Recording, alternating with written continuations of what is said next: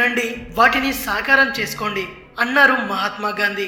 గాంధీ గారు చెప్పిన కలల సాకారం గురించి పక్కన పెడితే నిద్రలో తరచూ అందరికీ కలలు వస్తూనే ఉంటాయి. తెల్లవారుజామున వచ్చే కలలు నిజమవుతుంటాయని కూడా చాలా మంది చెబుతుంటారు.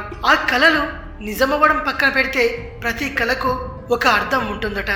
ఏ కలకి ఎలాంటి అర్థం ఉంటుందో మనం ఇప్పుడు చూద్దాం. కొందరికి వాళ్ళు చనిపోయినట్టు లేదా ఇంకెవరో చనిపోయినట్టు కలలు వస్తుంటాయి.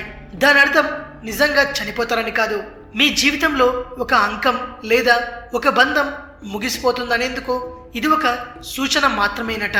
కొందరు స్త్రీలు తాము కడుపుతో ఉన్నట్టు కలలు కంటూ ఉంటారు. ఇది గొప్ప ఎదుగుదలకు, జీవితంలో పెద్ద మార్పుకి సూచన. కొందరికి ఎక్కువగా కలలో డబ్బులు కనబడుతూ ఉంటాయి. దాని అర్థం మన మనస్తత్వంలోని లోపాలకు ప్రతిబింబం ఆ డబ్బు. ఇంకొందరు జీవిత భాగస్వామిని మోసం చేసి వేరే వ్యక్తులతో అక్రమ సంబంధం పెట్టుకున్నట్టు కలలు కంటూ ఉంటారు.